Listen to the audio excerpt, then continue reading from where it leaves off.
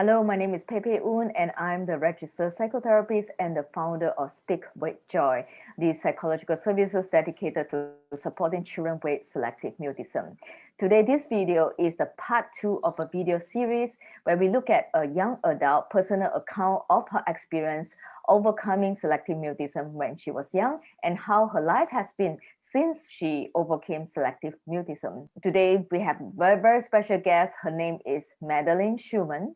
In part 1, she already spoke about how the different positive factors that help her have a positive learning experience in school before she overcame selective mutism.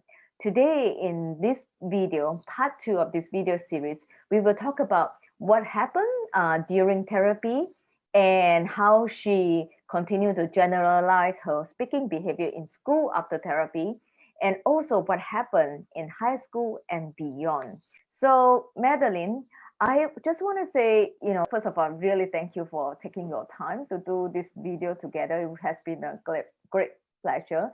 Maybe today I will start asking you, let's start talk about when we first met. I was a therapist at Montreal Children's Hospital then, and you were probably at the end of your grade 5, right? You were about 11 years old, turning 12. So what prompted you to come to therapy at that time? Yeah, sure. So before before meeting you, I had seen a couple other doctors and therapists. These weren't, my choices. It was my parents, my mom mostly, that would bring me to these therapy sessions. And I think by the time I met you, we had been speaking to Dr. Mindy. So that's when I first met you. And what I remember from first meeting you in our first sessions was that it was very relaxed. It didn't feel as doctory as I think the others felt. I didn't feel I didn't feel forced to go, or I didn't feel too much anxiety towards it. It was very calm, relaxed, and it was a very progressive experience. I think we did a lot of drama games in our sessions. That's what I remember the most, but I just remember it being no pressure. And I was very involved in the process. I was very involved in the games and the activities that we did. Yeah, definitely. So just want to mention Dr. Minnie was actually the head of the children anxiety team in Montreal Children's Hospital then, and I actually worked with him. I'm part of his team. I was a graduate student fulfilling my internship at Montreal Children's Hospital then. And definitely, I just want to mention a little bit about the approach I used at that time. Prior to entering this graduate program in drama therapy, I was already a clinical psychologist back in Malaysia, and I was mainly using CBT, cognitive behavioral therapy. And when I was a graduate student, I was trying to see how I can combine some of the drama and the playful elements into the CBT approach in order to help selective mutism, which is viewed as a phobia, as an anxiety-based condition.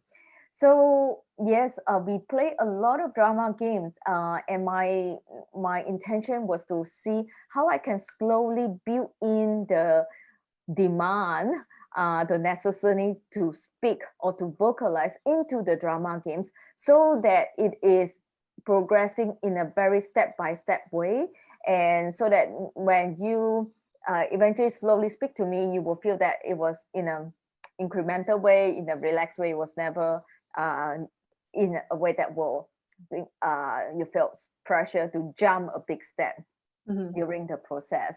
Yeah. Do you remember some of the games and some of the activities we did at the time? Yeah, for sure. I remember the acting games, kind of like the role playing games. But the thing I remember the most was the tape recorder that we used. I think I actually still have it. It was a tape recorder that we used. Amazing. Yeah, we used it to play different games. And instead of answering each other face to face, I would answer on the tape recorder and then pass it back to you. And then you pass it back to me. And that's how we sort of played these acting games. We also did some of the therapy at my house in my basement.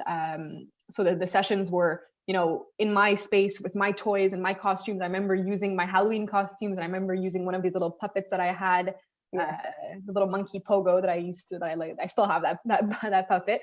But yeah, I remember it being overall just fun, not stressful. And I kind of looked forward to it. I think my sisters were a bit jealous. They're like, why does Madeleine get to go play in the basement for an hour? That's what I remember of it. Yeah. You know, I have to say, I overall really remember our session so well. I remember fondly, because it was so fun playing with Yeah. you. You are so fun to play with. After the session, I would say that, gosh, I really have so much fun with this child. She's so animated, she's so expressive, and just so full of ideas. And it was a very enjoyable experience. Talking about the tape recorder, so that was actually the first step, that we used to help to elicit the vocalization from a client, from a child, right? So because talking face to face can be a little bit too anxiety ridden for the child, so we actually scale down the challenge to let's talk on the tape recorder. Mm-hmm. So I remember that I will record my something and then I'll pass it to you, and then you'll come to the room and record something. I'll wait outside the room and then I'll come in, and then we will play back the dialogue to each other, and that's how we have a dialogue. And I think at that time it's not just a normal dialogue, but it's more like a acting dialogue, right? And you tell me something and I'll act it out, and I tell you something, you act it out. So it's always very fun. Yeah, it was fun. And I think also you would leave the room and I was in the room and I would record. I knew that you could probably hear me. Like I knew that you heard me on the recorder, but I also knew that you could hear me through the door. But it was fun, and I had to record my little message. So it didn't matter, that I knew you could hear me speak. Yeah. It's wonderful. So it was the funness, the fact that it was fun that kind of like drive you to speak anyway. Mm-hmm. So there was no, we don't really need any external reward at that time. It was the play itself that is motivating for you to vocalize. Yes, I do remember. So from the tape recording, we eventually just speak with the door, in between us, right? We just speak directly, and eventually we will move into your room. And because at the second half of the therapy, I actually did the therapy in the basement of your house, and it was all agreed with your parents that we will keep the confidential space and all that. So in your basement room, I would actually start with speaking to you on both ends. Both of us are at different ends of the room, back to back, and slowly we will face each other and speak, and then slowly we walk closer to each other and speak. It was always a small step towards the next goal. Yeah. Mm-hmm. Yeah. I still remember we played this game whereby we will sit back to back, and I would say, let's make a story. So I will say one sentence, and then you will say another sentence, and both of us will finish the story back to back. And then eventually we will face each other, and then we will finish the story. So it was all fun, just because you're so imaginative. I just remember that every session there was a lot of new surprises for me. And as a therapist, it was just such a rewarding experience. Yeah. Thank you, Madeleine. So I remember after about, from the very beginning to the end, when you spoke to me spontaneously, face to face, not only during the game, but also outside of the game, when we can have a spontaneous conversation, we then agree. We had an agreement. I say, now I would like to help you speak to your teacher, because at that time you have not spoken to your friends or the teacher in school yet. So the agreement then was, let's use one of the games we play that we are so familiar with, to use that game to play with the teacher, so that within the game, using the game to speak, you and the speaker will start to speak to each other. So we actually agree upon on a game, and then we did that. We went to the school for what we so-called a fade-in session. But in this fade-in session, basically we agree that I will play the game with you first, and then eventually the teacher will join in, and eventually I will just let you and the teacher play the game. And the game we played at the time, I remember, was this acting dialogue called I Want It, and then you will say but you can't have it. And we will repeat it to each other. So I did it with you first, and eventually you actually did that dialogue with the teacher, and eventually you guys spoke in that session spontaneously. It was a very beautiful experience to witness. Now I remember a lot of good things happened after you spoke to the teacher. You actually start making arrangement with the teacher how to start speaking to other friends. So can you say more about that? Yeah, so I remember the session with you and the teacher.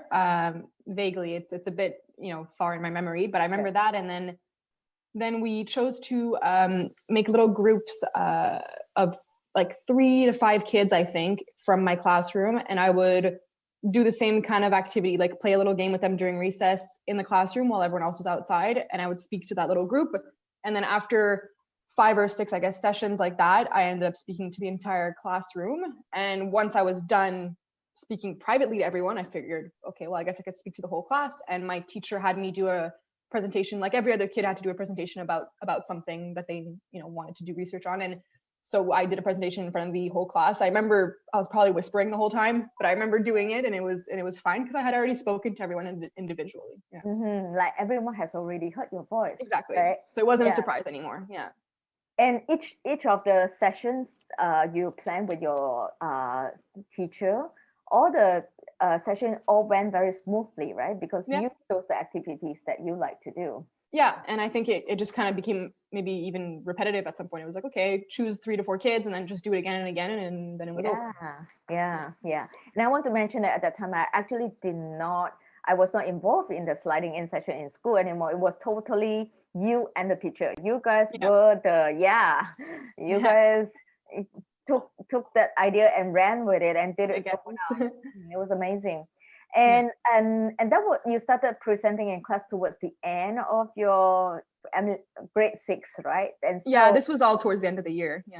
Towards the year. And so then you're going into the high school. So can you tell us about then what happened? How did you just start to speak to, you know, everyone in high school? Can you say? So the school year was done, and then it was time to start high school after the summer. I don't remember anything from the summer necessarily, but when school started, I remember there was a 3-day sleepaway camp before school started to just meet the girls in my classroom and stuff. I went to a private girls' school, so it was just a bunch of girls, and we went to this little sleepaway camp. And when I got there, I noticed there were some girls from my elementary school, but before the 6th grade, from the 5th grade. So I had never spoken to them before because I was in a different school in the 6th grade when I started speaking to people. So at this like sleepaway camp, I kept, you know, not talking because these girls knew me and they knew that I didn't speak. So I kind of continued on with that, and it was fine. I had a really good time. I made a little group of friends, and they remained my friends throughout high school. But I didn't speak. But then the first day of school, the week after, rolls around, and I was in a smaller French class. My homeroom was a smaller group because I think it was intended for students who had a bit more difficulty in French. Even though I'm very fluent in French, my report cards from elementary school showed, you know, bad grades and oral presentations. So they kind of assumed that I wasn't comfortable in French, and they put me in this group.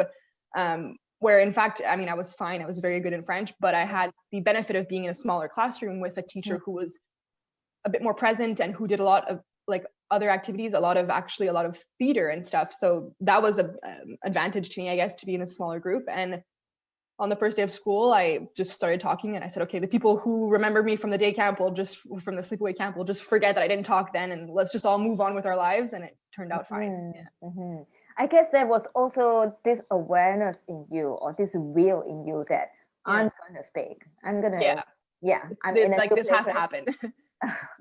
And again, that is not, it's very motivated by your own will. It was not motivated by any other external factor at that time.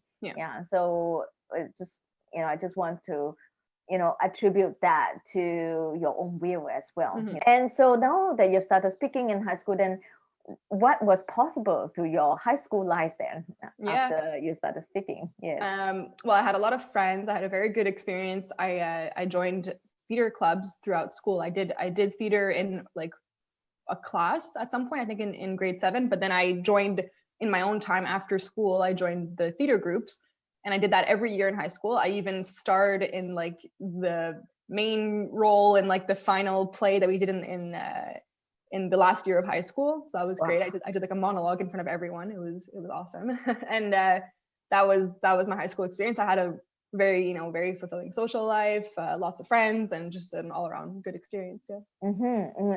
So it's not just being able to speak, but it's also being able to interact, initiate, I suppose, or discuss, organize things, in a social setting, would you say, in high Yeah, school? definitely. Yeah. And then what about after high school? Going to work, Yeah. have to navigate the career world. Can you say a bit about if any of the anxiety of speaking that you had when you were young? Did any of that ever come up?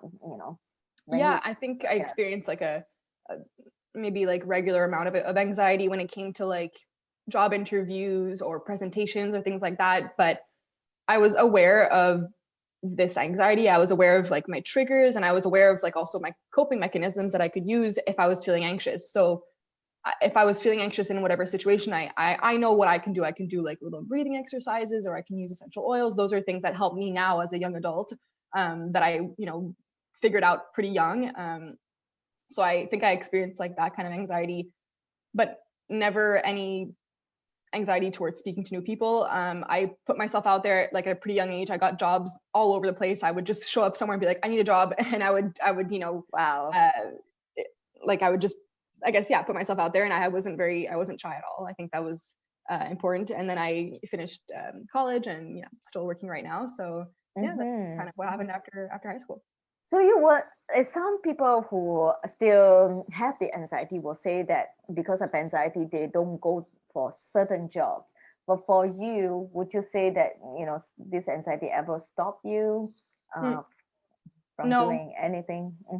I don't think so. I think like if I'm experiencing anxiety, I know what it is, I know what's happening, and I could kind of just work through it myself. But no, it didn't stop me from pursuing my dreams. Would you say that your experience of overcoming your anxiety in a slow and progressive way, back in grade 5, grade 6, somehow gave you a positive experience that you can draw on? That you say, oh, I have overcome that before, and would you say so? That was the relationship there? I think so. I think that was probably one of the hardest things I've ever had to do in my life, right? So that was a good chunk of my life. Like that was 10 years of my life that I didn't speak. So anything that I face now, an interview or presentation, it's like, I did this already. I've done this before. I got this. Yeah. So it's like, it's a very positive, it's a very good insight for us. Like once the kid have slowly overcome this anxiety of not speaking, it is a very good experience for them to draw on in future. How is it like, to share your experience right now, after so many years? Yeah. Just how is it like? What is it like for you to make this video with me? I think it's definitely weird to talk about it sometimes, because it's a part of my life that was a big chunk of my life, but also something that I kind of just forgot about for a while. Once I started talking and once my life became normal, you would say, I kind of forgot about it, like until someone would bring it up and be like, oh, you were the kid who didn't talk in school. Like then I would remember, oh yeah, that's true. So I didn't really think much about it until later on in my like late teens, early 20s. Like now, a couple of years ago, I was able to have a bit more distance and to think about it and to understand what was going on. And then, reconnecting with you and being able to go over the different therapies and like the different approaches. And it makes a lot of sense now. And I could kind of grasp a little bit more what was happening. But it's almost like an anecdote now. It's almost like a funny story when I say I didn't talk for 10 years. Like people don't believe me. Like I said last time in the other video, it's almost like a funny story now. It's just that, And sometimes having the distance really help you to reflect and also integrate it into your lived experience, right? Yeah. And you also mentioned to me something the other day, like during the therapy process, it's good for you to have a sense of control of what's going on, so that you're in the know. Can you just say a little bit about that? Yeah, I think throughout the whole process, I think the most important part was like I knew what was going on. Like I didn't choose the doctors and the therapists, but when I was there, I was involved in the meetings. I was never left left outside of the room, or I was never, things weren't discussed behind my back. I was involved in the process. I was aware of what was going on. I understood why I'm going to therapy, what I'm doing, who this doctor is, or who this therapist is. And what the activities will be and what we'll do. And same thing when it came to school, like what's going to happen in school, what am I going to do with my teacher, like how am I going to speak to the students, to my classmates. Like I was aware of each step of the way. Yeah. Mm-hmm. And in our time together, when we work together in our therapy, what I so call the combined approach of CBT and drama therapy, what was it like in terms of you knowing the next step and the next step? Do you remember? Yeah, I think it wasn't too stressful to know like, oh, in June I'm going to start talking. Like, no, it wasn't like that. It was just like, okay, I know what's going to happen in the next hour or the next day. Like it was step by step and slow and progressive. I think that was, that's what I thought of it. Yeah. Yeah, and I remember that I talked to you about it, like next time we're going to play this game and next time you're going to play this game. And you know that it will be more challenging, but you also agree to it. Yeah. Yeah. And if I didn't like it, I could probably say, I don't want to do that. Yeah. And there were times that you actually told me. So you were in control. You were told me that I don't want to do that. Then I said, okay, let's try this. We make it small in a smaller steps. And then we, go. I remember we went around and eventually we got to the end goal. Anyway, I see. So that kind of a progressive process was helpful for you. Yeah, definitely. What would you just curious right now, this is more of a questions for you, Madeleine, like you are 25 years old, you have a lot, great things, ahead of you. You have the opportunity to do so many other things. Like can you share one of your aspirations right now? That's something that's important to you. Yeah. Sure. I'm a, very creative person, I think. So I always try to like incorporate something creative in my life. Whether that be painting, drawing, or right now I'm actually working on an Instagram account where I'm like posting things to do in the area. Like I love my city, I love Montreal. So I've been posting about local businesses and trying to help support them during this time. So that's my Instagram, it's Daydrift. You can go check it out. So that's just like a little passion project that I have going on the side. Keeps me busy and I enjoy doing it. And when I share about a business, I actually go and I introduce myself to the owner and I say, hey, I'm the one who posted about you. And it's just fun. I like to just network and meet new people all the time. So yeah. I've seen your Instagram posts. They were so fun and they always send out very good vibe. It made me feel that it's not just about you talking about creativity, but you are really introducing other local businesses. I can see you promoting them. Yeah. Very, very good. Thank you. And so it's Daydrift, DAYDRIFT, right? And exactly. Yes. Definitely check it out, viewers. Yeah. Thank you. And we have a few minutes left. Like what are some of the things or messages you want to give to parents or children who are now working hard to overcome selective mutism? I don't know. What would you say to them? So after hearing, my story, part 1 and part 2, if you watched them, I think it's important to remember that this is my story and this is my version of SM. So every kid is different. I didn't speak as a kid, but I wasn't shy and I was a very social and active kid. But that was my version of SM. But what's important to know is that every kid is different and like their needs are going to be different. But in the end, I was able to overcome SM through, a great alternative, like creative therapy, basically. And, just to take it slow, progressively, make sure whether this is for someone who has SM or a parent of a child with SM, to just take it slow and to make sure that like the child is involved in the process and that they're not feeling pressured to speak in a specific moment, just so to make sure that they're aware of what's going on and that it's at their own pace, and to just, keep your head up. And if I can overcome it, so can you. Yeah. Wow, such a uplifting and positive message, and reminder for the parents and also the kids who are working hard right now. And I just, as your therapist, I just want to summarize a few things. First of all, I know that it was also your creativity and your expressiveness through drama that actually was like a driving force, that moved you up the vocalization ladder too, because it was so fun to play all these games, right? So eventually the fun nerves of it um, eventually drive you, push you to speak in the therapy. I remember your parents who was doing a lot of background work even before the therapy, advocating for you in the school, getting the right good fit teachers for you, so that you had a very positive learning experience even before you started to speak. Yeah. And ultimately it's your own self-awareness too, like you wanted to speak, so there's a lot of self-advocacy there. Yeah. Like you actually spoke to yourself, you actually decided how to generalize the speaking and how to do the fading in with the teacher in school after the therapy. And I wanted to speak because of the positive reinforcement around me. I was never pressured into like, if you don't speak, your life will never be great, or I was never told things like that. It was always a very positive, like a positive support from everyone around me, whether it be teachers, parents, friends, everyone. Yeah, so once again, it was just so rewarding to hear all these positive things that we can give credit to, that have helped you, had a positive experience overcoming selective mutism, and now look at what is possible in your life after that, right? And I look forward to hear more good things. I just know that so many good things are ahead of you because of who you are and because of your creativity, and I look forward to hear more about that.